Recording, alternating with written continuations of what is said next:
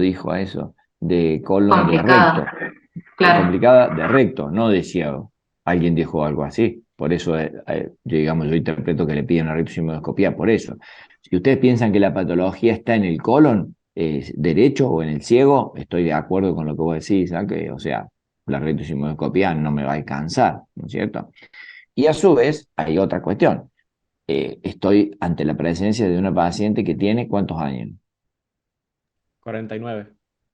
Tiene casi una edad, ¿no es cierto?, en donde que está bien, para descartar la patología aguda y tratar eso, por ahí a lo mejor una rectosigmoscopia me puede servir, pero es una paciente que merecería tener un estudio completo del colon, ¿no? Tengan en cuenta que también estamos hablando de una paciente que está internada, que fue operada hace 8 o 9 días y que quizá tenga que ser reoperada, que está mal alimentada, que está con una infección crónica. O sea, hay varias cuestiones que yo debería tener en cuenta. Igual no es una paciente de riesgo porque no tiene tampoco demasiados antecedentes, ¿sí? A ver, les muestro lo que tengo para mostrarles de esta mujer.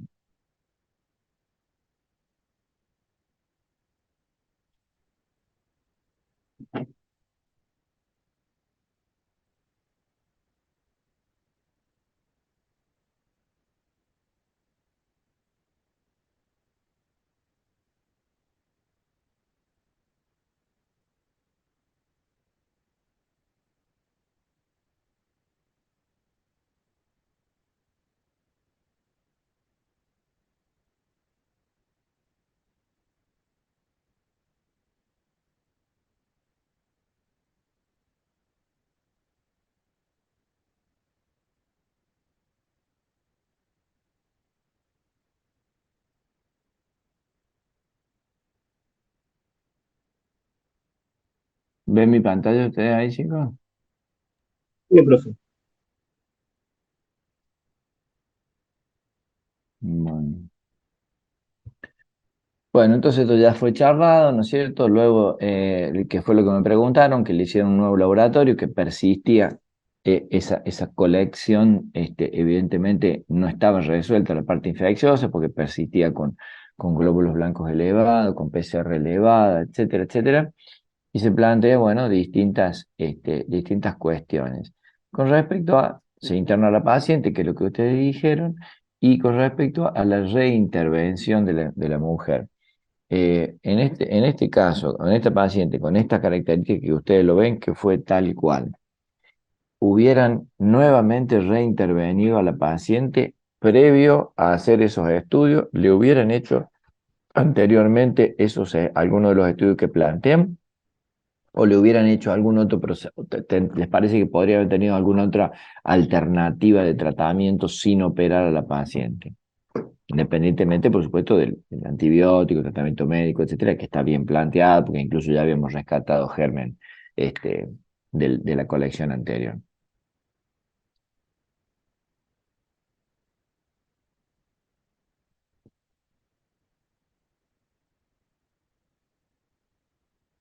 ¿Qué opinan?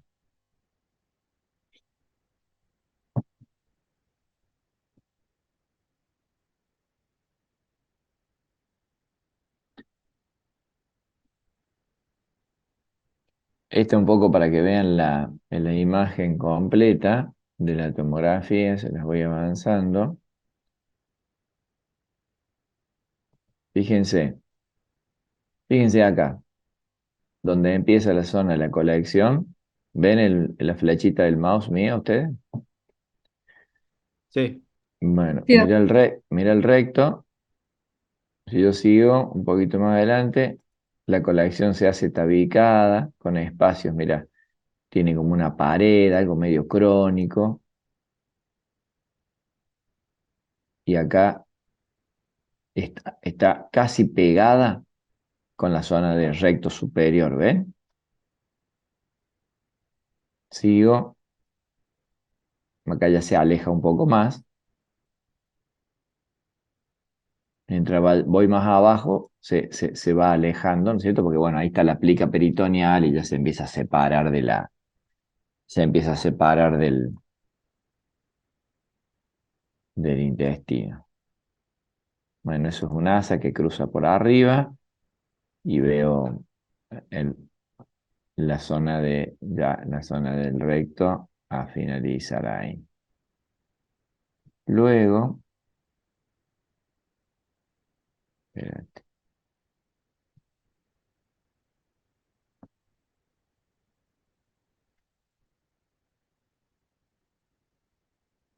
Bueno, lo que les planteaba un poco de qué hacer con esto, teniendo esta imagen.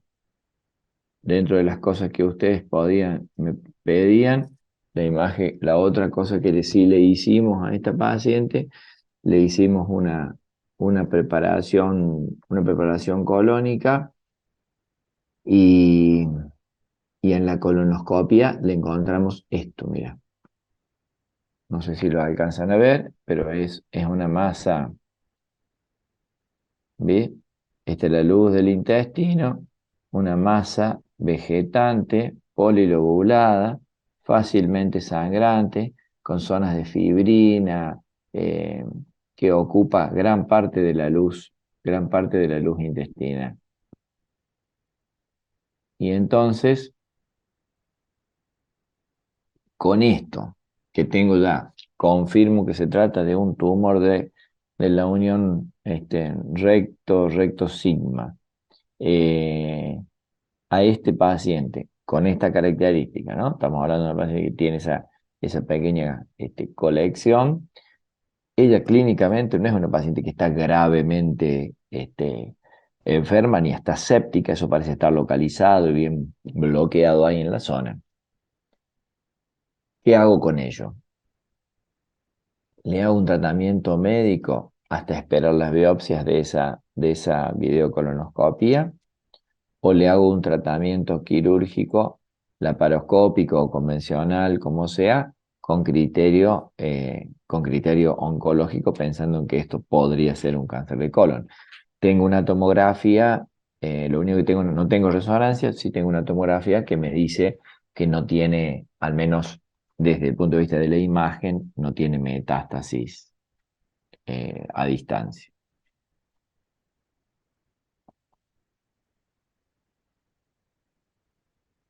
No habría que tener la biopsia y con la biopsia hacer la reso, hacer el TMN y ahí hacer el tratamiento quirúrgico. Bueno, ese es un planteo.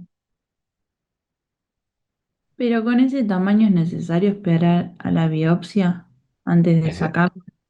ese es otro planteo. Claramente es un tumor de colon, ¿no es cierto? O sea, no tengo demasiada duda. Es un tumor vegetante, es un tumor sangrante fácilmente, tiene fibrina, bla, bla, bla, bla, bla. Y bueno, Yo ¿por qué también lo vuelvo? trataría ahora porque también está haciendo ya una complicación. Cuando está haciendo el absceso, se drenó, lo va a volver a hacer, no puedes esperar a una biopsia que seguramente tarda un mes porque se va a seguir complicando el cuadro. Sí. Total, No, después no, puedes igualmente hacer biopsia, hacer un TNM y hacer un una mes, correctamente dirigido.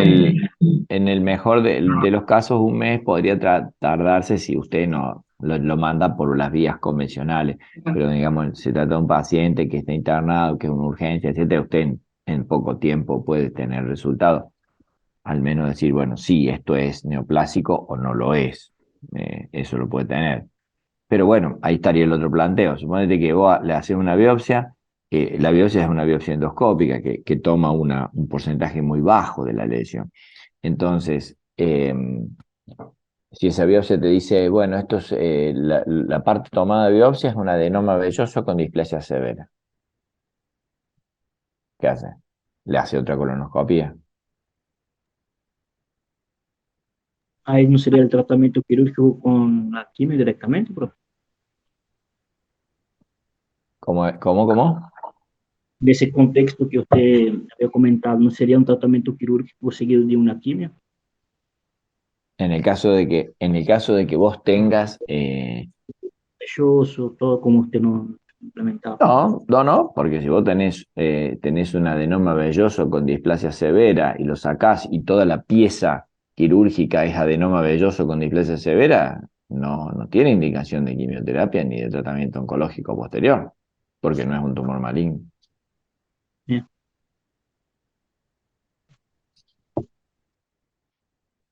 Bien, Doc, ¿sería el tratamiento quirúrgico convencional? Porque ya al estar sangrando no sería por invasión a la submucosa ya. Entonces ya el laparoscópico no se podría hacer, la resección. no tiene nada que ver eso. O sea, No. si vos tenés un tumor, que la mayoría de los tumores son sangrantes fácilmente y por ahí con el contacto con el equipo y eso no te está indicando nada desde el punto de vista de la invasión de la pared en el colon. En este caso, sí, de todas maneras, estoy de acuerdo con vos, no es un caso sencillo para hacerlo por vía laparoscópica, pero por la complicación local que tiene. Vos fíjate, tiene una colección con una pared multiloculada que ya fue operado con una laparoscopía un tiempo anterior y muy probablemente eso localmente sea muy complejo de poder dividir de los otros tejidos, esté pegado a la zona de la vejiga, hay una serie de cuestiones que tienen que ver puntualmente con eso, y no porque esté invadida la submucosa o porque sea o porque sea un T4, no tiene contraindicación. Si vos tenés un tumor que no está complicado, por más que sea un T4, vos, si tenés la capacidad para poder hacerlo por vía laparoscópica, lo podrías hacer tranquilamente, ¿sí? Bueno, yo les muestro, para no demorar más y poder seguir. En este caso, se realizó un tratamiento quirúrgico convencional, sí, con criterio oncológico. ¿Por qué con criterio oncológico? Porque, bueno, tenía altas chances de que esto fuera una patología maligna. La anatomía patológica ya de la pieza, en este caso, dio esto que le estoy mostrando acá. A ver si puedo correr acá. 23 ganglios se sacaron en la pieza y de los 23 ganglios, 3 fueron positivos. Un adenocarcinoma moderadamente diferenciado con invasión de la serosa, de la capa serosa. ¿Sí? Tratamiento quimioterapia posterior, control, seguimiento. Bueno, en ese momento, cuando le hicimos la resección, le hicimos una ileostomía de descarga, porque la anastomosis fue hecha en un sitio completamente, digamos, complicado desde el punto de vista de inflamación crónica, con ese absceso, etcétera, en un tejido de muy mala calidad para dejarlo sin protección. Por lo tanto, le hicimos la resección completa, la anastomosis colorectal y le hicimos una ileostomía de descarga que la cerramos al mes. Eso es una alternativa muy válida cuando vos tenés una anastomosis que no estás seguro y que tenés altas chances de filtración. Entonces, con respecto al caso en particular, si yo, viendo la anatomía patológica, si yo tengo invasión de la serosa, 3 ganglios positivos de 23. Si tengo 23 ganglios, ¿qué quiere decir? Que la resección fue eficiente, fue una resección oncológicamente buena o no. Sí, Sí, porque era más necesitan de 12 12, en ¿no? colon. También 12, ¿no? ¿Cómo? ¿Cómo Era dice? mínimo. Necesitan 12 en colon. Claro, tengo más de 12 ganglios, entonces oncológicamente es válida. Y tengo 3 ganglios positivos, ¿qué quiere decir eso? En el TNM.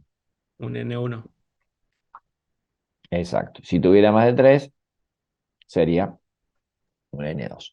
¿Y qué T es si tengo invasión de la serosa?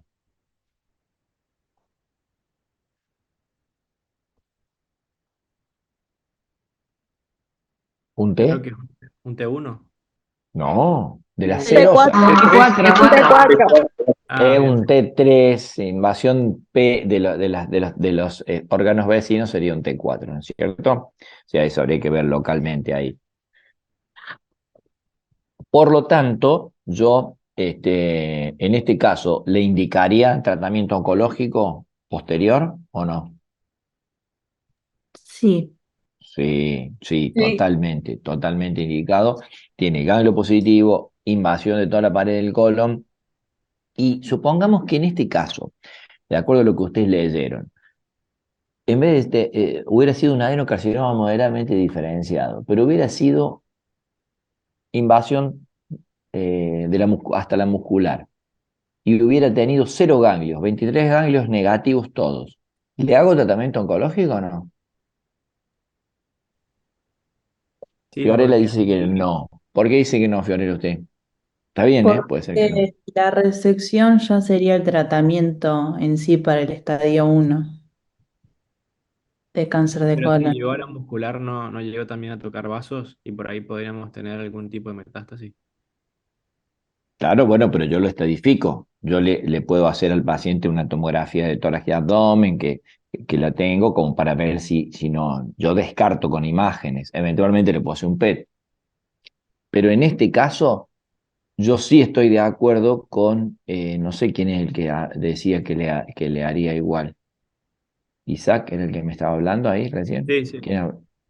Estoy de acuerdo con Isaac. ¿Por qué estoy de acuerdo con Isaac? En este caso, si yo a este paciente le tengo un T2, N0, M0, ¿por qué igual le haría? ¿Es en recto?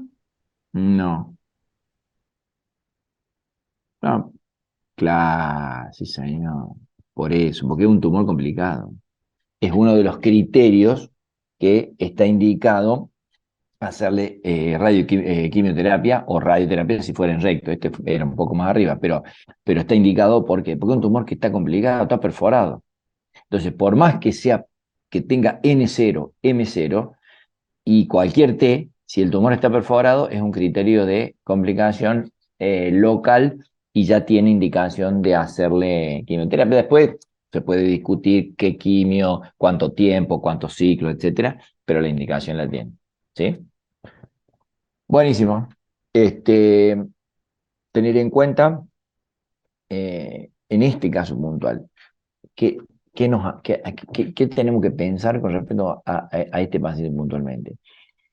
Paciente que hizo una colección, no tenía una apendicitis, pues yo ya la vi en el intraoperatorio. Era muy dudoso o no tenía divertículos ni una diverticulitis. Tengo que buscarle otra cosa. Tengo que buscarle otra cosa. Porque un paciente de 50 años, ¿de dónde va a sacar un absceso pararectal? No tiene útero, ¿no es cierto? Eso es lo que yo tengo que pensar y ahí es donde yo tengo que no quedarme con eso. El paciente se tendría que haber ido a lo mejor de alta, porque por ahí puede ser que me lo drené, bueno, tenía dudas si fue una apendicitis, pero lo que no me tengo que quedar es sin estudiarlo a ese paciente. En este caso, la paciente se reinternó de vuelta porque volvió a coleccionar, etcétera.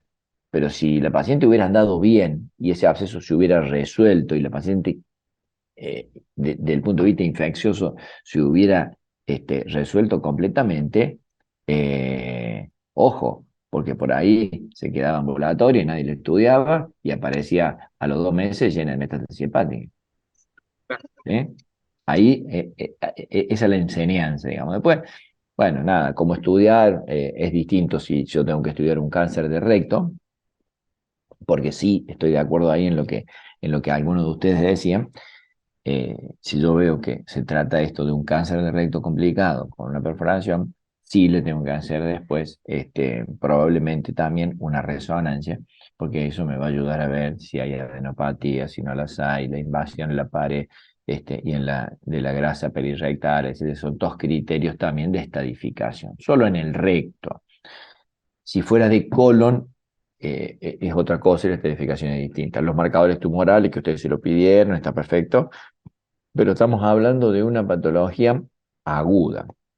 No es un cáncer de colon cualquiera, es un cáncer de recto, en este caso, complicado, que no se maneja de la misma manera, ¿cierto? Bueno, avanzamos. ¿A quién le toca el otro caso?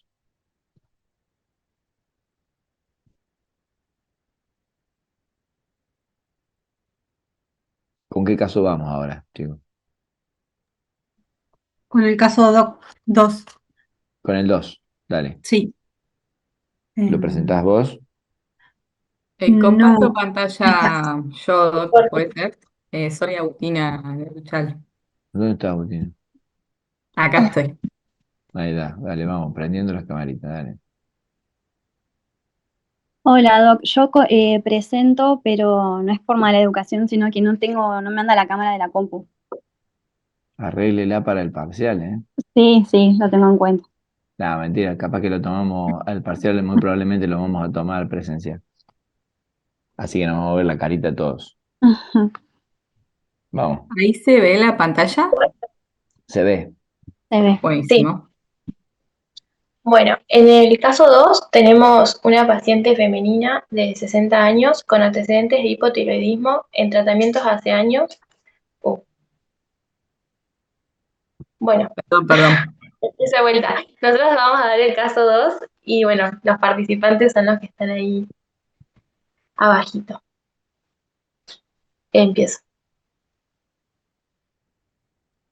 Me sigue apareciendo, claro, ahora poner la del caso.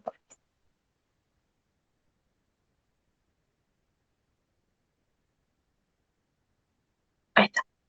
Bueno, paciente femenina de 60 años con antecedentes de hipotiroidismo en tratamiento hace años con T4 vía oral. Consulta por presencia de líquido maloliente y materia fecal en su ropa interior. Sin tener conciencia de la pérdida, los síntomas son de varios meses de evolución, prurito anal reiterado y dolor con sensación de ardor en zona perianal. Relata episodios de diarrea frecuentes sin relacionarlos claramente con la alimentación, cólicos abdominales con cierta frecuencia. Al examen de la consulta está afebril con molestias de la zona perineal, presentó episodios de diarrea en los últimos días y relata pérdida de peso no constatada.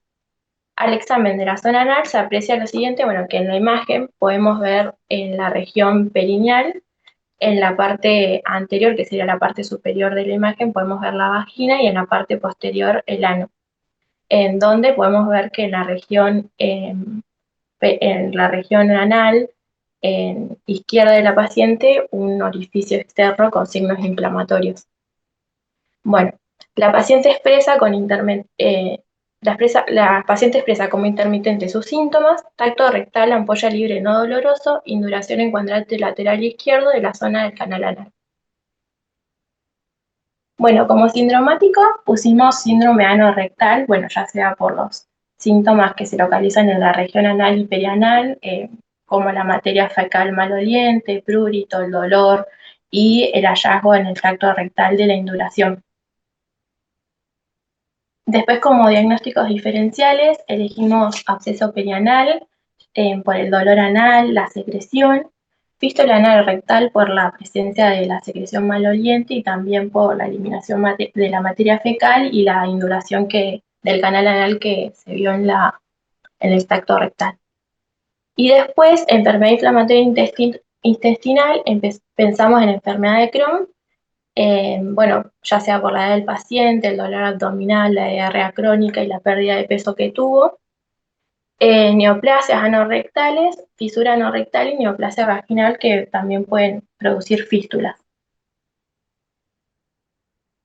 Y como diagnóstico presuntivo pensamos en una fístula perianal, bueno, por todo lo anteriormente dicho, que ya sea por el dolor, la materia fecal maloliente y la induración al examen físico. Bien, en cuanto a los estudios complementarios que le solicitaríamos a la paciente, le pediríamos una anoscopía y una rectoscopía, lo cual nos permitiría ver si la paciente presenta una fístula, ver su trayecto y el orificio interno. También podríamos confirmar la presencia, en el caso de que hayan hemorroides y su gradación, hallar lesiones tumorales. La resonancia de pelvis es el gold estándar para las fístulas y también para poder localizar abscesos. También le solicitaríamos una coloscopia completa para descartar tumor colorectal. En ese caso también poder descartar enfermedad inflamatoria intestinal y deberíamos un laboratorio. un hemograma para ver si presenta anemias y por el tema de las infecciones, PCR, BCG y un ionograma. Sospechamos, bueno, la presencia de fístulas. Una fístula es una comunicación entre dos superficies epiteliales y esa comunicación se produciría como consecuencia de la apertura hacia la piel de un absceso o de un foco de supuración. Hay una clasificación, tenemos las interesfinterianas, que son las más frecuentes, después están las trans, las supra y las extraesfinterianas, siendo las últimas las más infrecuentes en ver. Siguiente. Este es un esquema de cada tipo de fístula. Siguiente. Y en cuanto al tratamiento, en un principio, el manejo debería ser ambulatorio, en este caso, porque nuestra paciente se encuentra febril, sin signos de sepsis, y es una patología de evolución crónica.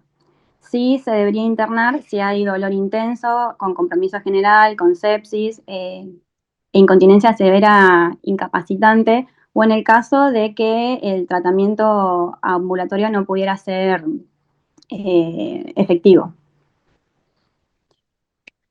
Siguiente.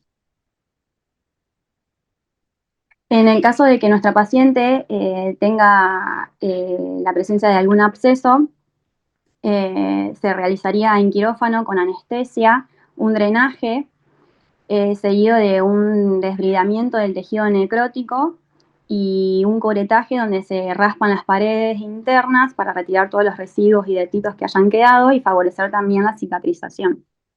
Se realiza previamente a la aplicación de antibióticos la toma de cultivo y luego se lo puede tratar con cefalosporina o metronidazol o también ampicilina y sulbactam durante 5 o 7 días según el resultado del cultivo y la evolución del paciente.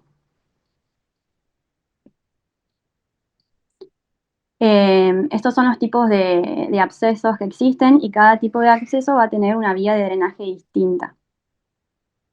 Siguiente.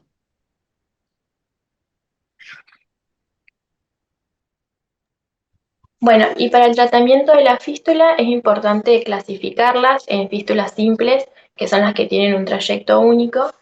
En este caso se hace una fistulotomía, que consiste en la apertura del trayecto desde el orificio externo al interno y el curetaje con el tejido de granulación y curación por cicatrización de segunda intención.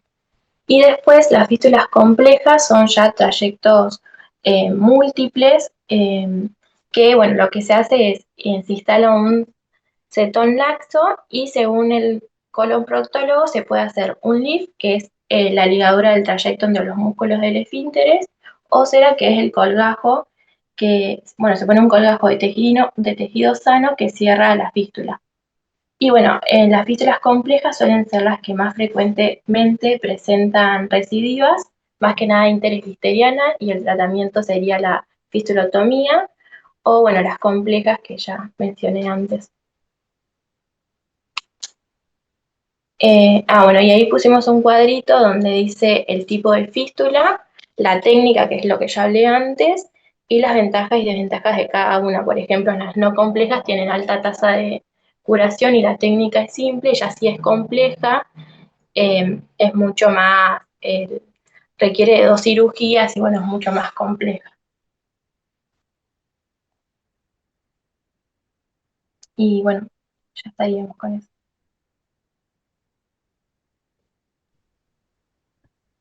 Bien, bueno chicos, este caso, hay tres levantando la mano, ¿qué onda? 4, 5. Estamos aplaudiendo, profe. Pensaba que levantan la mano nomás. Están aplaudiendo, mirá. A ver Natalia, ¿vos estabas en el grupo ese, no? Claro. Bien. ¿Por qué no me hablaron de las causas de la fístula perianal? ¿Cuál es la causa más frecuente de la fístula perianal, Natalia? La inflamación de las glándulas que se encuentran alrededor Sí, del ano, exacto. Exacto. las criptas. La inflamación de las Criptitis. criptas. Bueno, eso no lo mencionan en la charla ustedes, es muy importante, porque la causa más frecuente es esa. 90%, sí. Exacto, no es la colitis ulcerosa. Van a encontrar fístula por colitis ulcerosa 1 y van a encontrar, no sé, 150 fístulas que son secundarias a la inflamación de las criptas. Ese es un punto. Pero bueno, bien, no lo mencionaron, pero lo tienen. Sí, profe, Otro Sí, lo, punto. no, lo en realidad, termino. Habla, Sofi, perdón. perdón. No, quería mencionar que en realidad capaz que nos sesgamos mucho porque eh, como que diagnostica, o sea, pensábamos que por los síntomas y la progresión del cuadro lo relacionamos mucho cuando lo pensábamos a la enfermedad inflamatoria intestinal. Pero es cierto eso de que Bien. la causa más No, frecuente, porque la paciente tiene, vos fíjate que tiene diarrea, pero no tiene una diarrea clara de una enfermedad inflamatoria intestinal. claro, No es sí. mucorrea, no tiene protorragia, pero bueno, está bien el planteo en este caso, es decir, ¿cómo se estudia una fístula perianal? Primero, en el examen físico, esa foto que ustedes ven ahí es bien típico. Entonces, se van a encontrar 10 millones de veces con pacientes que van al consultorio de ustedes y le dicen, me vieron la guardia y me dicen, también tengo hemorroides, o tomé contractil, otra típica, tomé contractil, o tomé lo que ven en la televisión. Ojo, todo el mundo piensa que todo es hemorroide y en un porcentaje alto de los casos a los pacientes no los revisan. No los revisan. La fístula perianal se diagnostica revisando al paciente. No necesito nada más. Puede, algunos casos, que no tenga orificio externo, que el orificio externo esté ocluido, etcétera. Sí, puede ser, pero no es lo más frecuente. Frecuentemente, cuando yo al paciente lo hago ubicar de costado, educadamente, tratando de mantener la mejor situación para el pudor del paciente, etcétera, etcétera. Si yo tengo alguna duda o si es un paciente que sea menor de edad, debo hacer ingresar a la enfermera, a la secretaria, al papá, a la mamá, lo que sea, para poder revisarlo correctamente, pero lo tengo que revisar, porque si no, no lo voy a diagnosticar nunca una fístula perianal. ¿Por qué? Por esto que les cuento, porque bueno, la patología se confunde fácilmente y sobre todo se confunde también cuando hay dolor. En este caso no, ¿no es cierto? Pero cuando hay dolor, sí, porque el dolor de la trombosis hemorroidal puede semejar el dolor de la fisura anal, el dolor del absceso perianal, todo es dolor de ano, ¿me entiendes? Entonces, bueno, ese es un punto. Las causas, la más frecuente, la inflamación de la cripta. Si yo veo a un paciente con una fístula perianal como este, ¿qué pregunta le tengo que hacer indefectiblemente? Con respecto a su antecedente reciente o no tan reciente. Si tuvo qué, Drenaje previo. si tuvo un absceso previo, ¿sí? Drenaje Absceso. previo por ahí no lo tuvo drenaje, porque por ahí Claro, se pero drenó absceso. espontáneamente, ¿me entendés? Pero si Ujú. consultó o reciente o no tan recientemente, a una guardia por dolor anal, por fiebre, por tumefacción, por inflamación, bla, bla, bla, bla, el tipo tuvo un absceso. ¿Cuántos de los abscesos perianales terminan en fístula que no se cierran?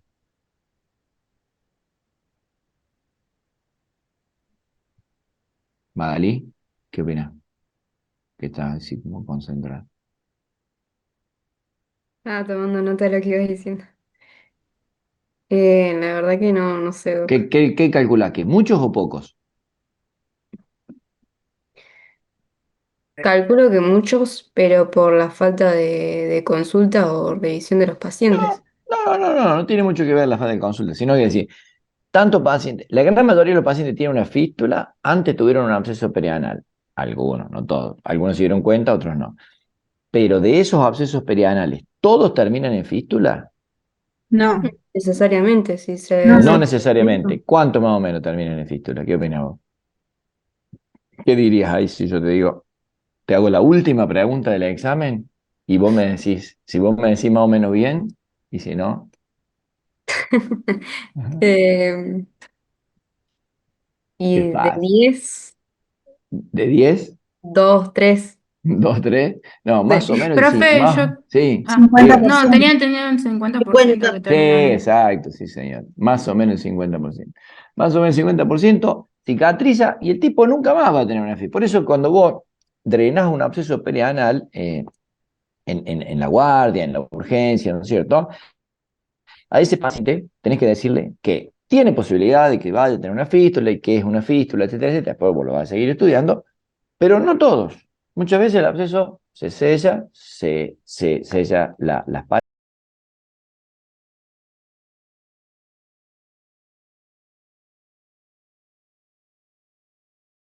a finalizar. Otro punto importante.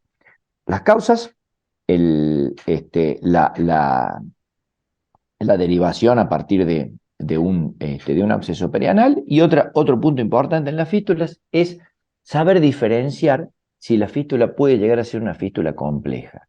Entonces, esa fístula que vieron ustedes en nuestra paciente, con esa característica y con ese examen físico, ustedes dirían, ¿puede ser una fístula compleja o tiene más chance de ser una fístula no compleja?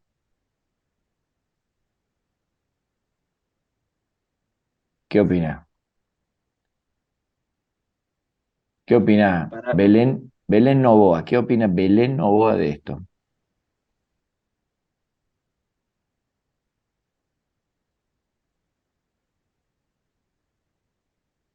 Belén, ¿estás despierta?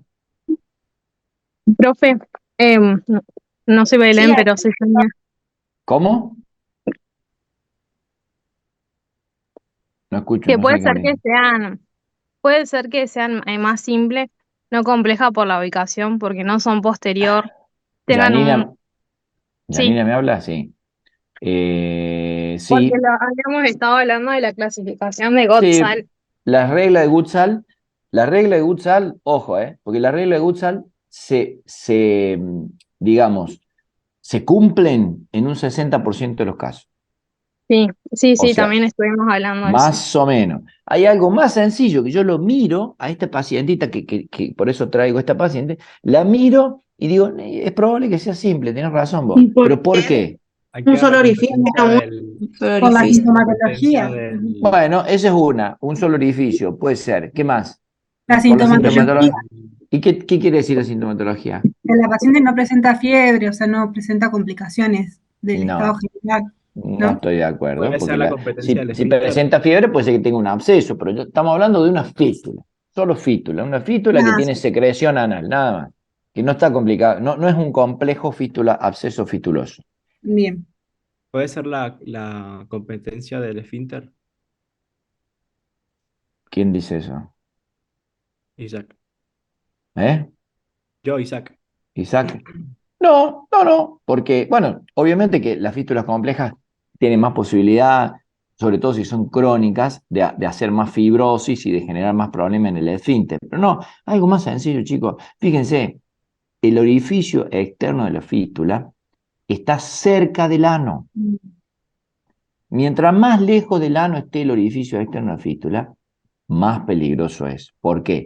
Porque puede ser una fístula que tenga más de un trayecto, porque seguro ese trayecto va a ser largo, porque si está a 5 centímetros del ano, va a ser largo, y si es largo, tiene muchas más posibilidades de estar atravesando complejo muscular esfinteriano. O sea, lo más probable que las fístulas transesfinterianas, sobre todo las altas, el orificio externo no va a estar ahí, a no ser que tenga un trayecto complejo. Entonces son cosas sencillas, pero que yo voy a tener en cuenta cuando voy a tratar a ese paciente. Entonces, esto es una fístula, sí, no es nada, lo opero enseguida, no le hago demasiados estudios, porque sé que es una fístula, sí, sé que es una fístula, pero guarda, porque yo el planteo que le tengo que hacer al paciente no es el mismo si tiene una fístula compleja que si tiene una fístula simple.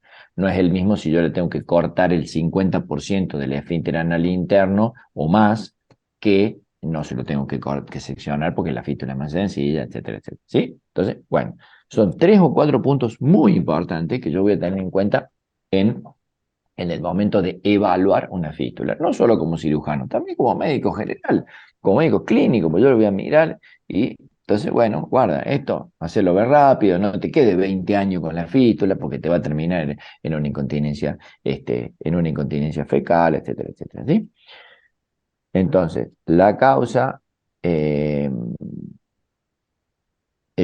examen físico, esto muy importante, y cómo estudio una fístula. En esta paciente, está bien el planteo de usted, pero usted en el planteo de estudio me ponen anoscopía, rectosigmoidoscopía, resonancia, colonoscopía. ¿Le piden todo eso?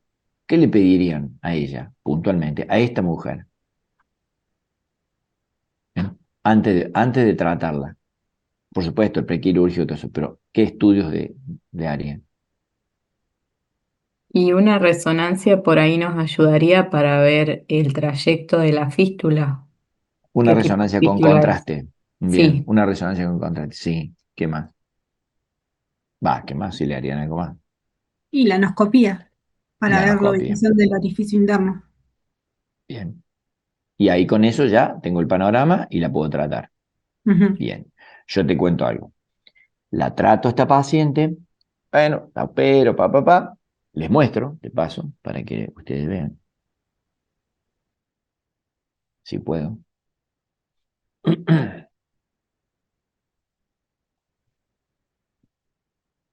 A ver, espérate que...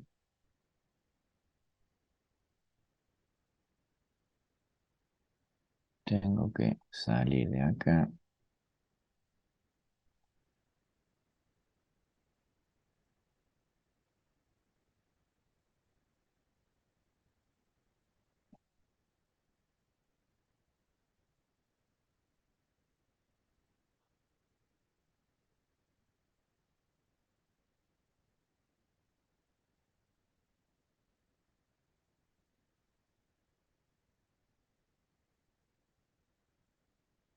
¿Ven ahí la presentación, chicos?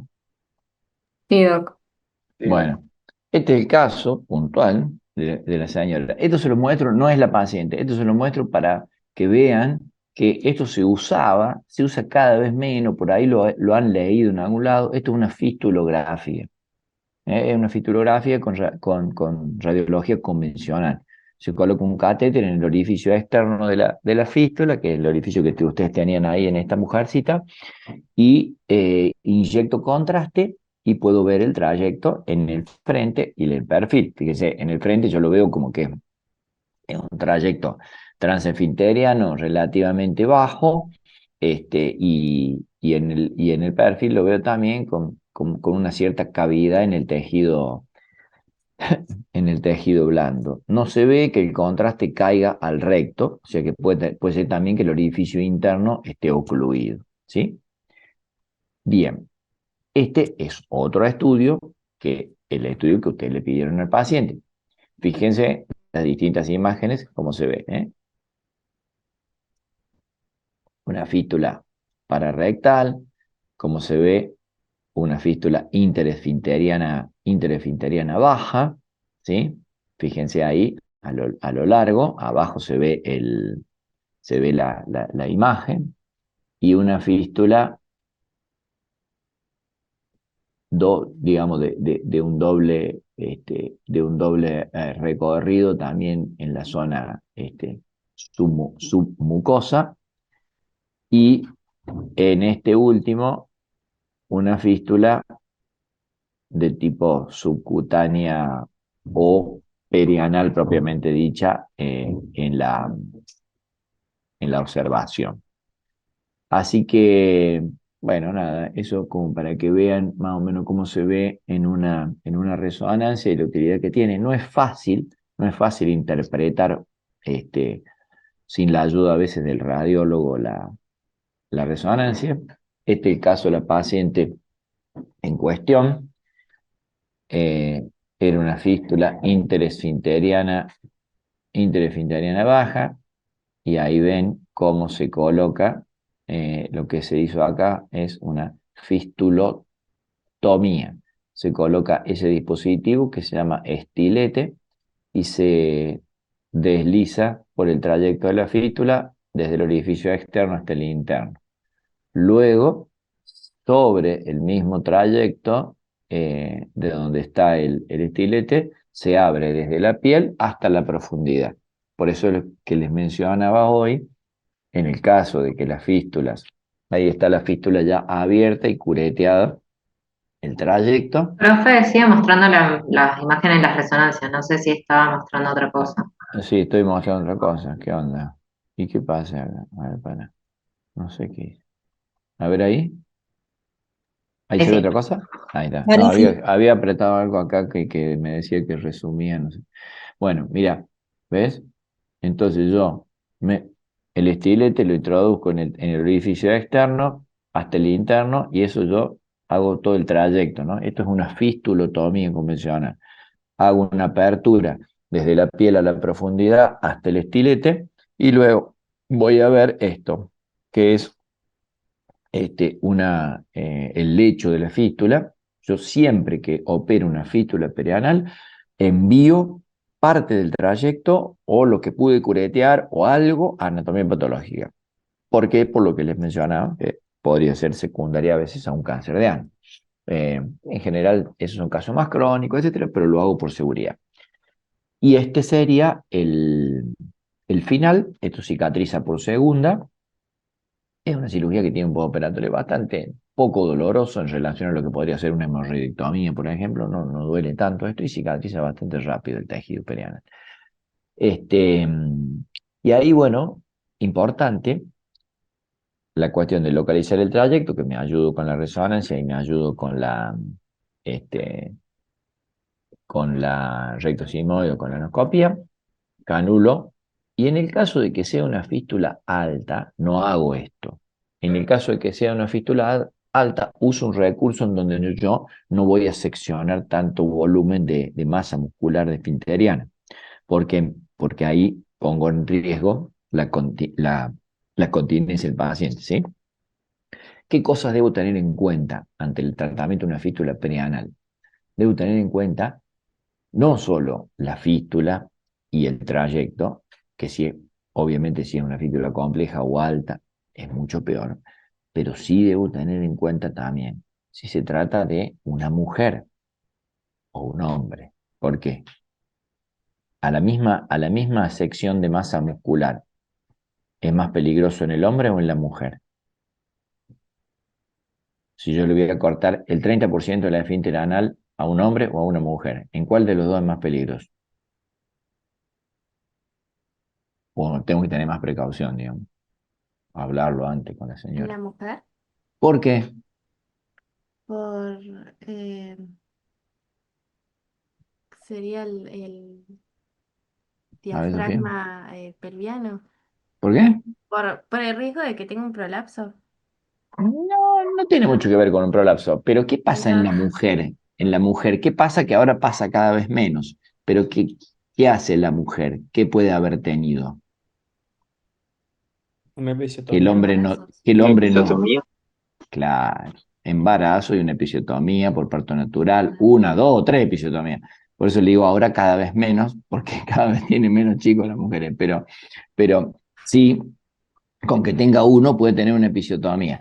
Y la episiotomía, ¿qué genera? La episiotomía genera una cicatriz y esa cicatriz hace fibrosis y esa parte del músculo está fuera de su funcionalidad. Entonces, cuando yo voy a seccionar un músculo, en este caso, tengo que tener mucha precaución, sobre todo si es una mujer, sobre todo si es multípara, sobre todo si tuvo episiotomías previas. Ni hablar si tiene cirugías de hemorroides previas, si ya le operaron de otra fístula, etcétera, etcétera. Pero ese es un punto no menor en el momento de tratarlo. Entonces ahí voy a usar otro recurso, voy a usar lo que ustedes bien mostraron, un colgajo mucoso, voy a usar un tapón de fibrina, que eso no lo mostraron, que eso se usa realmente poco, o eventualmente voy a poner un sedal.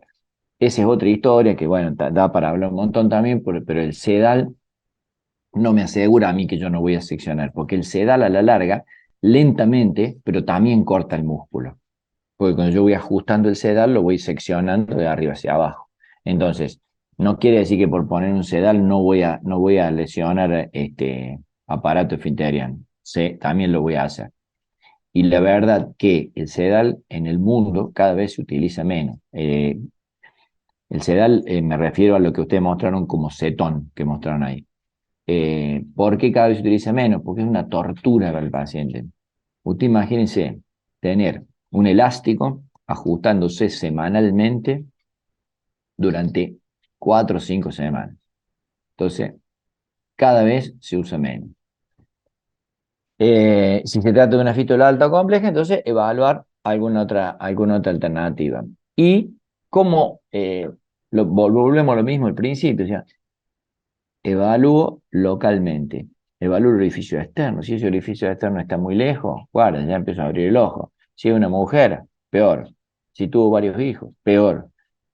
Y investigo la continencia, porque muchos pacientes ya tienen un problema de continencia previo, sobre todo los que tienen fístulas crónicas, etc. Entonces, yo tengo que saber que ese paciente, eso se le va a empeorar. Cualquier cosa que le haga, le voy a empeorar esa continencia.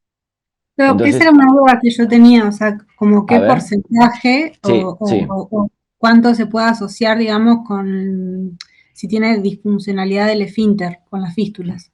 O sea, ¿a cuánto sí, se asocia? No sé si me explico. no. A ver, me preguntaba de vuelta. Como que en los casos en los que hay incontinencia del esfínter, Sí, que hay previo ya un problema de continencia, eso me decís. sí, que hay previo y en los casos se puede dar posterior a las fístulas. Sí, claro. ¿Y Claro, qué aunque no porcentaje? haya previo, que vos tengas una continencia bien, hay una serie de test fáciles de hacer para la continencia en relación a los gases, al materia fecal sólida, líquida, etcétera, etcétera. Y eso va a depender de la fístula. Porque si vos le haces una fistulotomía o una fístula interesfinteriana baja, va a tener un porcentaje bajo de incontinencia y lo más probable es que sea temporal. Ahora, si vos le haces una esfinterotomía formal a una fístula transesfinteriana alta, va a tener un 40%. ¿Entendés? Bien, Va a depender de eso. Por bien, eso claro. no es tan importante saber mejor el porcentaje, pero sí es importante saber que si yo tengo una fístula Alta. compleja, alta, en un paciente previamente afectado en su continencia, ojo, porque puedo cometer un error importante al tratarlo, ¿no? Porque esta paciente presentaba como incontinencia también, por eso me daba Y la duda. bueno, tenía, ¿ves? Alguna cuestión de continencia, pero tenía, si vos ves en la foto anterior que yo les muestro acá, fíjate, mirá, ¿ven el mouse mío? Sí, ¿Qué es eso que ve ahí? prolapso. Es un prolapso. Tiene un prolapso vaginal también la señora. O sea, entonces esta mujer tiene una pelvis completamente vencida. Esta era una fístula baja, con un trayecto corto que no tuvo mayor inconveniente. Pero si hubiéramos estado hablando de una fístula compleja o una fístula alta, guarda, ¿sí? Doc, ¿y puede ser que también presentaba como una hemorroides o no? Pues a mí me dio Sí, duda también. esto que se ve acá, ¿viste? Es como un plicoma, tiene unas hemorroides chicas, pero no es gran cosa lo que tiene, y tiene como una especie de ¿Es un plicoma, plicoma?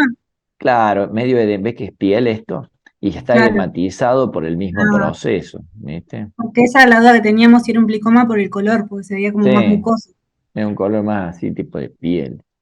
Bien. Bien, bueno, ¿tienen alguna duda? La clasificación está bien. Es la clasificación que ustedes mostraron ahí, es correcta. Y se usa la clasificación de orientación, es muy parecida a la de la fístula que a la de los abscesos. En el absceso también hay un absceso submucoso, interesfinteriano, isquiorrectal, supraelevador, y así, ¿sí? Para Profe, no le hago una complicar. pregunta. Sí. ¿Escucha? No, porque en el caso de que la paciente tenga incontinencia, o sea, un grado de incontinencia, Sí. ¿y usted hace la fistulotomía o se busca No, otra eso es lo que técnica? decía recién. Si yo tengo algún grado de incontinencia o una sospecha de que la voy a tener, busco otra técnica. Utilizo, si es una fístula alta, utilizo un colgajo mucoso, un tapón de fibrina, eventualmente un sedal. Depende un poco ahí ya de la experiencia y de otras cuestiones, pero Y en este caso, no corto antes esfínter. se hace manometría o se hace con los test. para ver qué grado de incontinencia tiene. No, en general la manometría rectal la hago en caso de, qué sé yo, para una fístula puntualmente, lo hago en caso que decir, bueno, no anduvo con ningún tratamiento y tengo que hacer una fistulotomía y el paciente tiene, bueno, entonces yo por ahí le hago una manometría rectal como para decirle, bueno, mire, usted tiene un esfínter al 80%, si yo lo opero, lo va a tener al 60 o al 50. Pero Ah, en general, con un buen interrogatorio, un examen físico, una resonancia, no hace falta. Y lo que sí quería responderle a Natalia, que me había dicho que a esta paciente le haría una resonancia, que, bueno, ustedes lo plantearon, y una anoscopia. Supóngase, Natalia, que yo la operé a la mujercita esta, ¿no? Bueno, Ujú. chao, lo operé, se fue de alta, todo bien, y viene a los 15 días proctorragia. Proctorragia. Digo, bueno, le voy a hacer una colonoscopia. Le hago una colonoscopia y tiene un cáncer de colon descendente. Mm, Tiene 60 años. No le puede hacer una anoscopia solamente. Le bien, tiene que hacer una colonoscopia a esta sí, o paciente. sí, Antes de operar. ¿Sí? bien. Porque está en edad de screening, ya se le pasó 10 años. Entonces, si O no está sea que no estudiado, sería solo anoscopía, sino no. preferentemente una colona. Sí. Si no está estudiado el colon, hay que estudiar el colon antes de Bien. operar. Bueno, buenísimo. Quieren que... tengo que enchufar esto porque me quedé sin carga. ¿Tenemos otro casito más? Sí, profe, ahí compartimos. Dale, nos queda media hora. ¿Están cansados? Mm. Bueno, arrancamos. Dale. Bueno, buenas tardes. Nosotros vamos a hablar del tercer caso clínico. En pantalla se muestran los integrantes del grupo y quienes vamos a estar presentando somos Guido Díaz, Gustavo Garrillo y quienes habla Magali Mesa. Acá tenemos el índice donde vamos a desglosar estos temas en la presentación y empezamos con la presentación del caso, que es un paciente masculino de 52 años de edad, hipertenso, tratado con enalapril 10 miligramos por día, trabajador en actividad, es ingeniero agrónomo, que es derivado para un estudio de rutina de videocolonoscopia, en el contexto de prevención de cáncer colorectal. No tiene sintomatología abdominal ni tiene antecedentes familiares de primer grado de cáncer o pólipos de colon. Y se aprecia como hallazgo en el estudio una imagen en la colonoscopia que se adjunta con la biopsia, que vamos a ver después. Y en esta primera imagen lo que vamos a ver es una lesión deprimida de la mucosa colónica con realce de la trama vascular, está congestiva, sin signos aparentes de inflamación que coinciden con un divertículo colónico. Bien, después aclara que se aprecia una solución de continuidad de la mucosa colónica con vasos radiales con distribución excéntrica y signos que impresionan inflamación de la mucosa comprometida en correlación con lesión previa que se puede sospechar una diverticulitis. En las imágenes 2 y 3 se aprecian estigmas de sangrado con elevación de la pared hacia la luz, redondeada, sésil, cubierta con mucosa conservada, compatible con una lesión polipoidea sésil. Y abajo tenemos el resultado de la biopsia del sigmoides, donde están los dos fragmentos remitidos que corresponden a la mucosa, con edema, congestión vascular y un foco de fibrosis superficial. Ahí se agregan dos notas. En la primera dice que los cambios descriptivos no poseen relevancia por el mismo y en la segunda nota aclara que la lesión submucosa mencionada, que no se biopsió, puede corresponder a múltiples causas como un leiomioma o un GIS, que también tiene que ser descartado. Entonces, como grupo nos planteamos preguntas para la anamnesis, como por ejemplo si el paciente tuvo pérdida de peso, cambios en la dieta, cambios evacuatorios como por ejemplo constipación, diarrea, alteración en la formación de las heces, distensión, hematoquexia o protorragia y flatulencias. También hábitos del paciente, si es tabaquista, si consume alcohol y si tuvo dolor referido, cirugías e internaciones previas, así como antecedentes familiares de otras patologías, consumo de medicación además del enalapril, alergias y otros síntomas acompañantes pensando en, por ejemplo, fiebre o equivalentes febriles, mareos, todo orientado en contexto a lo que sería un cáncer del colon rectal y buscando signos de hemorragia digestiva baja o de afectación de órganos vecinos. Como por ejemplo, también pensamos en síntomas urinarios, como disuria y tenesmo vesical, y que fue algo que consultamos en el foro, donde se nos mencionó que el paciente tiene síntomas de prostatismo, sin embargo, niega alcoholismo, tabaquismo y no hubo cambios en el hábito evacuatorio ni pérdida de peso. Después de la anamnesis, continuamos con el examen físico, donde nos centramos en evaluar el estado general del paciente, haciendo lo que sería el nivel de conciencia, presencia de dolor, signos vitales como la frecuencia cardíaca, tensión arterial, lo demás. Y pasamos a la inspección, donde vamos a buscar en piel y mucosa signos de anemia crónica y hemorragia digestiva baja, como es la palidez cutáneo-mucosa, y más específico a lo que sería el abdomen, buscando asimetrías, distensión abdominal y cicatrices visibles que nos orienten a otros diferenciales. Y después, en cuanto a la palpación, evaluar si hay una masa. Y agregamos también lo que es el tacto rectal para evaluar si hay rectorragia, secreciones, tumoración, signos de irritación peritoneal y también por los síntomas de prostatismo. Y después en lo que sería la percusión y auscultación, evaluación de los ruidos hidrodellos, que podrían estar aumentados, indicando timpanismo en una distensión abdominal, o disminuidos o ausentes si se asocia a irritación peritoneal. En base a esto, nos planteamos como sindromático, que esto fue algo que lo discutimos en el grupo, un incidentaloma colónico, que en realidad partimos de la base de que es un descubrimiento por imágenes de lo que parece un pólipo que está en un paciente asintomático. Entonces, a partir de esto, planteamos diferenciales que encabezaría la lista el pólipo adenomatoso y la relación con el cáncer colorectal y otras masas exofíticas como el GIST y el leiomioma.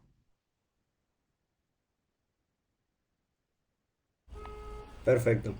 Bueno, ahora viendo todos los diferenciales que hemos planteado, nos planteamos una serie de estudios complementarios, empezando por los laboratorios.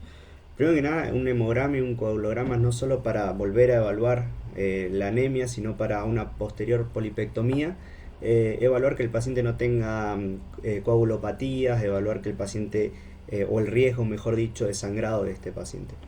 También vamos a ver el perfil nutricional, no solo lipídico, renal, también la albúmina, para evaluar como el estado general de este mismo paciente.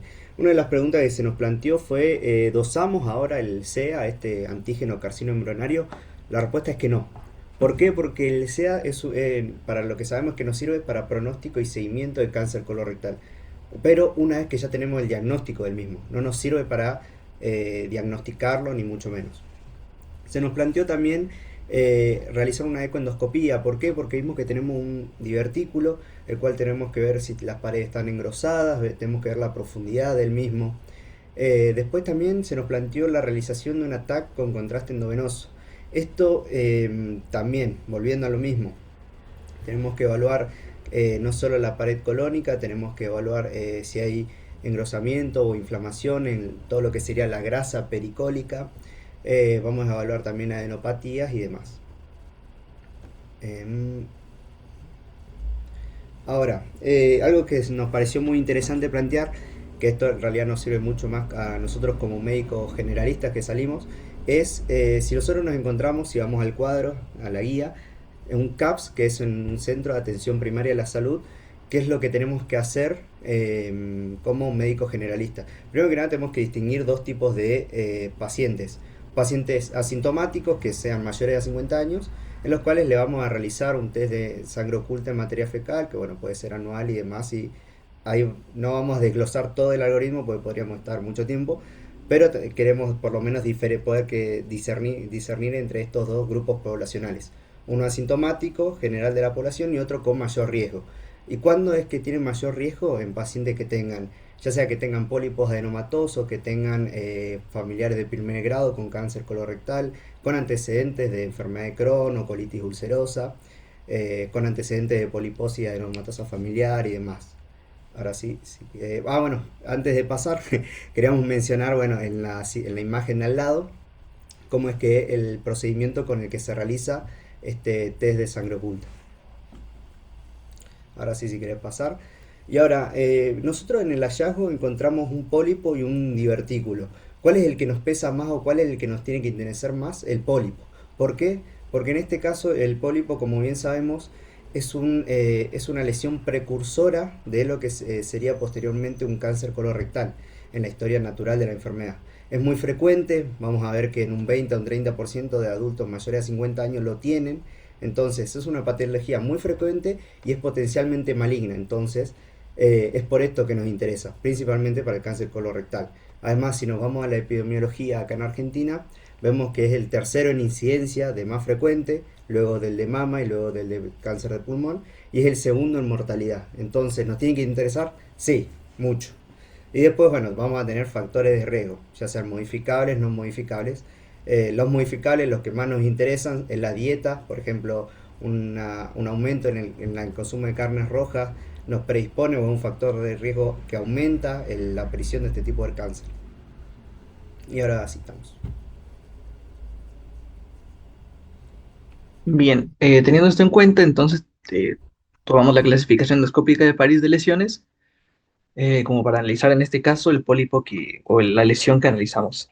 Dentro de esta clasificación tenemos lesiones polipoideas y no polipoideas. Dentro de las polipoideas pueden ser pedriculadas o sésiles, o en el caso que tenemos una mezcla entre las dos, que es una especie de lesión mixta. Luego tenemos las no polipoideas, donde vamos a encontrar una lesión superficial elevada, como la 2A, totalmente plana, como en la 2B, o en la 2C, que es superficial y deprimida sin ulceración. Ya el tercer tipo, es que el 0,3, son excavadas y ulceradas. Como podemos ver en esta imagen, tenemos una que es polipoidea, sésil, y bueno, todo como venía en la clasificación, y aparte se muestran un par de lesiones mixtas. Luego tenemos otra clasificación que podemos usar, que es la clasificación de Haid, la cual revisa el grado de invasión en lesiones polipoideas y consta de 4 grados, 5 grados en este caso. El grado 0 siendo una invasión por encima de la muscular de la mucosa, grado 1 llegando a la mucosa, a la submucosa, perdón, grado 2 invadiendo ya la submucosa del cuello, grado 3 yendo hacia cualquier parte del tallo y grado 4, bueno. Para el abordaje terapéutico, tenemos en cuenta que la presencia de cualquier lesión polipoidea ya es una indicación para la colonoscopia completa y la polipectomía. Entonces, teniendo esto en cuenta, lo primero que tenemos que hacer es evaluar si la colonoscopia fue completa y en caso de no serlo, repetirla hasta haber llegado a ciego. Después de esto se evalúa si es de bajo riesgo o si es de alto riesgo, siendo de bajo riesgo teniendo márgenes libres y un tumor bien o moderadamente diferenciado, donde se realizará directamente la polipectomía completa. Ya si es de alto riesgo, tenemos que revisar los márgenes también, donde están un poco más dudosos, más diferenciados, y se observa infección linfovascular. Esto siempre tiene resección quirúrgica, que puede ser una colectomía segmentaria o una linfadenectomía. Ahora, lo otro que tenemos que poder conocer es cómo o cuándo no vamos a sacar un pólipo. En primera instancia, si vemos que hay signos de invasión profunda, como el signo de la no elevación, esto sugerirá que hay una invasión de capas profundas y por ende no es recomendable sacar el pólipo. La morfología tipo CUDO 5N, que es la morfología de las criptas, donde están totalmente destructuradas, contexto de diverticulitis aguda, donde no podemos hacerlo por el contexto de inflamación, por lo que se pospone esta resección hasta que el cuadro esté resuelto. Si la lesión ocupa más de un tercio de la circunferencia del colon, o si compromete todo náustra. Otras situaciones es si se encuentra en la válvula ileocecal o el orificio apendicular. Ahora, contamos también con contraindicaciones para esta polipectomía, que pueden ser absolutas o relativas, donde absolutas es primero la falta de consentimiento informado, perforación intestinal, que podemos sospecharla simplemente por la clínica o tenerla ya confirmada, abdomen agudo, quirúrgico, o signos de peritonitis, inestabilidad hemodinámica también, y en las relativas ya tenemos otras situaciones un poco ajenas directamente el abdomen, como coagulopatía sin medicación, mala preparación colónica, comorbilidades descompensadas o embarazo.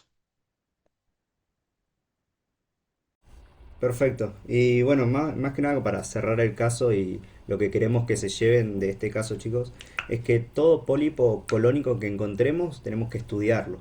Tenemos que estudiarlo, tenemos que resecarlo y y nunca deberíamos o nunca debemos minimizarlo. ¿Por qué? Porque bien mencionamos que son lesiones premalignas. Entonces, eh, entonces nada, nunca debemos minimizarlo. Y después, la conducta nos la va a determinar no la macro, sino la micro, la anatomía patológica del mismo. Así que nada, eso chicos, muchas gracias. Y ahí está la bibliografía.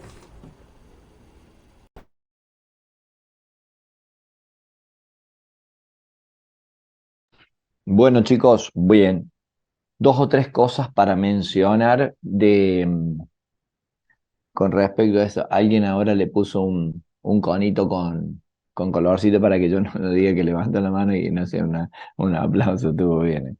Eh, Está bien cómo lo encararon. Hay una cosa muy importante para observar, que en este caso, ¿qué vieron ustedes de ese pólipo? Lo describen como un pólipo no pediculado, bien, porque no se ve el pedículo, al menos en la imagen endoscópica. Me preguntaron en el foro si el sangrado tenía que ver un poco con la toma de la biopsia. Eso sí, es el lugar donde se toma la biopsia. Y que ocupaba más o menos un 50% de la circunferencia del intestino. Se estudió completo, me preguntaron varias cosas del paciente. El paciente prácticamente sano previamente, un tipo que se hacía esto por screening, o sea, todo lo que hablamos de la clínica, de episodios agudos, no había nada en este caso. Y el divertículo fue un hallazgo, ¿no es cierto? Una diverticulosis que es bastante frecuente a esa edad. ¿Qué me pueden decir de la superficie mucosa de este pólipo?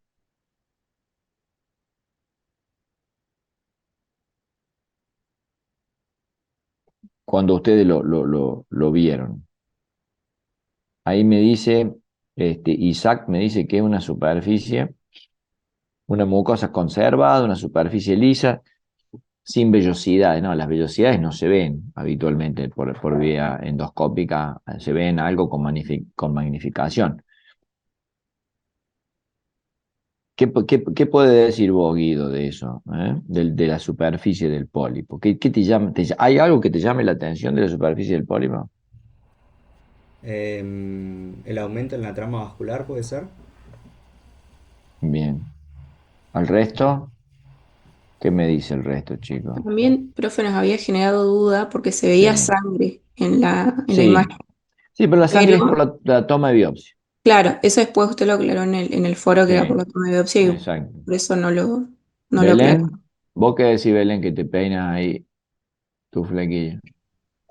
Habría que ver si no cambió lo que es la mucosa, si es similar la mucosa a la del intestino o tiene otro cambio más como cerebroide. ¿Y vos cómo la ves Eso a tiene otra. a esa imagen? ¿Cómo la ves? ¿Como que ves superficie glandular o lo ves parecido al intestino y más vale lisa? No sé si los compañeros pueden volver a poner porque así le puedo hacer zoom. Yo lo pongo, si quieren. Espera. Hay alguien más puso en el chat una superficie lisa, sin vellosidad macroscópica o trama vascular, es regular la superficie, sin lobulaciones, similar al intestino. Eso puso Isaac. Y después Isaac también. Isaac es un gran escritor del chat, ¿eh? Y el resto no participa mucho.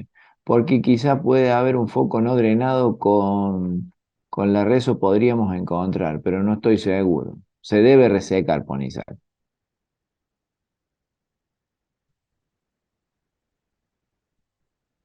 ¿Están todos de acuerdo los que presentaron el caso que se debe resecar este pólipo? ¿Lo resecarían sin más al pólipo o no, chicos? No sé si se escucha eso, bien suave la fotografía, pero está mal. No, se escucha mal, Isaac. A ver, Profe, quiere decir que lo que puso fue del caso anterior, lo de la resección, creo. bien.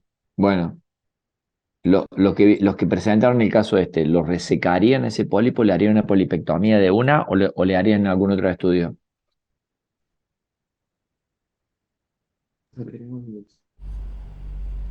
Hablábamos de biopsiarlo, profe. Bueno, ya está Antes de... biopsiado, si ahí se lo mostré las biopsias. Es que en función de la biopsia no va a determinar la conducta que vamos a seguir. La biopsia está el resultado, por eso le doy la anatomía patológica. Con eso que tienen, ¿qué harían?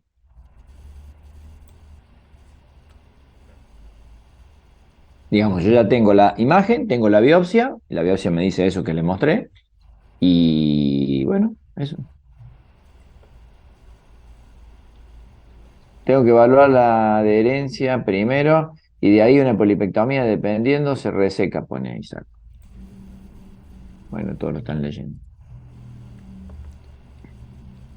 ¿Qué opina el grupo? El grupo que lo vio a este caso. Doc, como grupo habíamos llegado a la conclusión de Sí, resecarlo, resecar el porque como pólipo. la Bien, mayoría son adenomatosos, se resecan y para después prevenir todo lo que es la transformación en cáncer. ok. Pero en el caso de si fuera hiperplásico, que ahí realmente no sé cómo se puede llegar a ver en la biocolonoscopía, Sí. esos no se resecan porque no tienen potencial maligno, pero bueno, no sé, en este caso hablaba de que tenía fibrosis y que estaba congestivo, creo, en la biopsia, puede ser. La biopsia. Decía Sí, algo de sí, fibrosis. decía prácticamente, no hablaba de ninguna, no hablaba ni de adenomatoso ni de hiperplástico, de ninguna de las dos cosas. Y hacía mención a algo que desconoce el patólogo, que podría ser algo submucoso, dice. Entonces,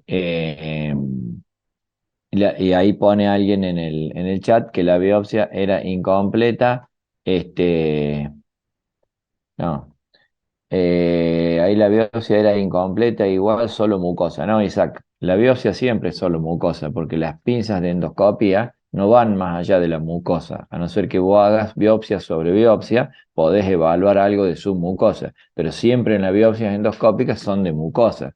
Y si vos tenés un pólipo adenomatoso, solo con una biopsia de mucosa es suficiente, porque la mucosa la superficie mucosa del pólipo es la que tiene la transformación a adenomatoso. Por lo tanto, no es necesario hacer, para saber si un pólipo es adenomatoso o no, no es necesario hacer una resección amplio, con una biopsia se sabe, o bien con una polipectomía, ¿no es cierto? Por lo tanto, eh, una opción es la resección endoscópica. ¿Ustedes lo harían en forma endoscópica? ¿A ese No, pólipo lo plantearían? Fiorella, ¿qué decís? yo tengo una consulta, si se puede reseccionar endoscópicamente porque está ocluyendo bastante parte de la luz. Sí, sí, no es fácil la resección endoscópica de esa lesión porque es gigante, está ocupando gran parte de la luz, pocas ansas pueden envolver un pólipo tan grande, pero bueno, eso depende ya, ¿no es cierto? El planteo ya depende no de si se puede o no, sino de la experiencia, de quién lo está haciendo, si el que lo está haciendo bajo control solamente colonoscópico o no, ¿no es cierto? Pero bueno, es probable que es cierto que no es sencillo. Y es cierto que también es una lesión que probablemente requiere una resección. Lo que yo les quiero mostrar es lo siguiente. Y ahora les comparto. Bien, espérate que vamos a mirar acá.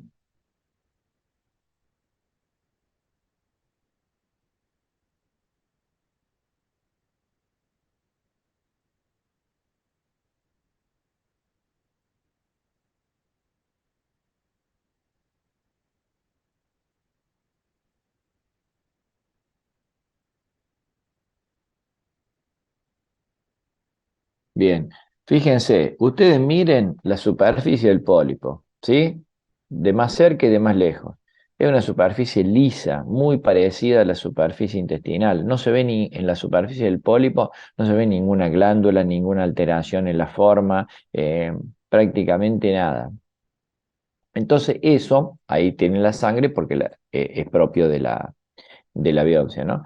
Eso hace sospechar a que esto se trata de un pólipo, pero que es como si fuera un pseudopólipo, porque es una lesión que está debajo de la superficie mucosa y está empujando una mucosa que parece normal. Sumado a eso, tengo una biopsia que es normal. Entonces, probablemente se trate de una lesión que esté debajo y que nos esté dando esa forma. Lo que nosotros hicimos antes de avanzar con la resección, que estábamos de acuerdo con que hay que resecarlo porque es una lesión que, si bien aunque pertenezca a la pared del colon, también es una lesión, es un tumor de la pared colónica. Una herramienta que te puede servir es realizar un estudio de imagen con contraste. Y le hicimos este estudio, que es una resonancia. Y en esta resonancia, mire lo que encontramos, que se trata de una lesión bien circunscripta, redondeada, y que con la inyección de contraste me da una densidad muy parecida a esto. Mire esto y mire esto. ¿Qué es? Eso y eso. ¿Qué Grasa. densidad tiene? Grasa. Entonces, ahí nos quedamos con la altísima sospecha de que no es un GIST, sino que se trataba de un lipoma. Y avanzamos con la resección. Lamentablemente no tengo para mostrarle el video, pero lo que hicimos fue una técnica asistida, porque era muy grande, entonces hicimos una resección, intentamos hacer una resección colonoscópica, pero con asistencia laparoscópica, porque tenías altas chances de perforar el colon. Entonces lo hicimos de esa manera, lo intentamos 20.000 veces tratar de sacarlo por vía colonoscópica y no pudimos por el tamaño que tenía. Entonces tuvimos que hacer una pequeña colotomía, o sea, abrir el colon, encontrar la lesión, resecarla y eso fue lo que hicimos y terminó siendo un lipoma de la pared del colon. El planteo y el diagnóstico diferencial era con que esto podía ser un GIST, ¿cierto? Que ya ahí el planteo es distinto, porque un GIST de ese tamaño puede tener mitosis por campo elevada y puede ser un GIST ya con malignidad y puede tener metástasis y tratamiento totalmente distinto. Cuando vimos eso en la resonancia, decidimos resecarlo localizadamente porque teníamos la alta sospecha que es lo que fue, que era un lipoma. Pero acá la clave está en observar la superficie del pólipo. Y ahí nos dimos cuenta. ¿Sí? Yo les voy a mostrar, si tienen un minuto. Bueno, les redondeo esto. Cuando mencionaron la clasificación de pólipos, mencionaron la clasificación de Kudo, que bueno, es aceptable, y mencionaron la clasificación de Haggett. Ojo con eso. La clasificación de Haggett no es una clasificación para utilizarla previo a la resección del pólipo. La clasificación de Haggett se utiliza con el pólipo ya resecado, porque es una clasificación para pólipo cáncer, o sea, para cuando hay un cáncer dentro de un pólipo.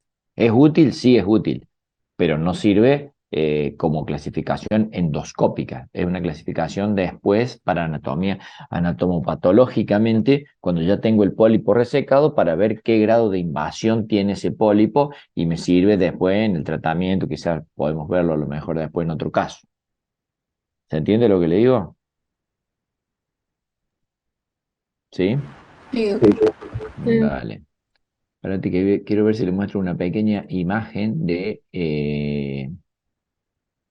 un pólipo para que ustedes tengan. O de varios pólipos, para que puedan ver.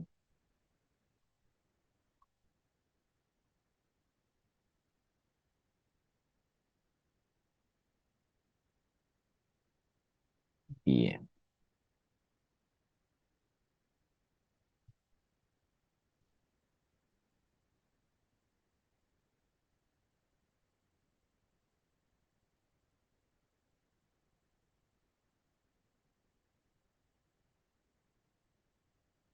Miren esto, chicos. ¿Ustedes ven acá la pantalla mía? Sí. Bueno, miren la superficie de estos pólipos.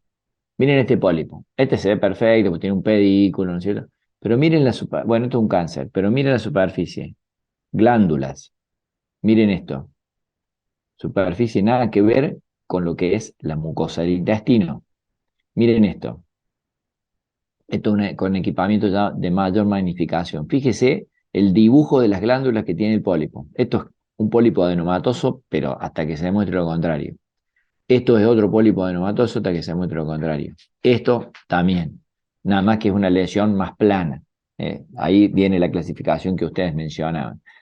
Pero yo cuando veo esto, obvio, ni me planteo en hacer una resonancia. reseco el pólipo y ahí, bueno, tengo el resultado. Eventualmente, si es muy grande y no lo quiero resecar, eso lo puedo biopsiar. Pero si yo voy a decidir en una colonoscopia de hacer una polipectomía, es preferible, quizás, si la lesión sobre todo es plana, no biopsiarlo tanto. ¿Por qué? Porque después eso genera fibrosis, no lo puedo levantar, no lo puedo infiltrar y no puedo hacer una mucosectomía correcta.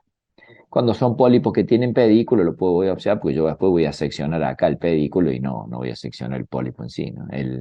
No voy a levantarlo tanto ni nada de eso. En cambio, con una lesión plana como esta, si yo le hago biopsias, en la zona donde hice la biopsia puede fibrosar y después no lo puedo levantar y resecarlo correctamente. Pero fíjense la superficie, eso es lo que les quiero mostrar, y comparen con el intestino. Esta es la superficie normal del intestino y fíjense la superficie del pólipo. Comparen eso con eso con esto. ¿Está? Ahí un poco está la observación. Bueno, chicos, entre mañana, capaz pasado, ya les voy subiendo un par de casitos para que tengamos para la semana que viene, para tocar algunos de los otros temas, pero la idea es más o menos trabajarlo de esta manera. Bueno, Bueno, nos vemos entonces. muy Que bueno. sigan bien. Chao. Muchas gracias. Chao, chao. Muchas gracias. Chao, gracias. Gracias, profe.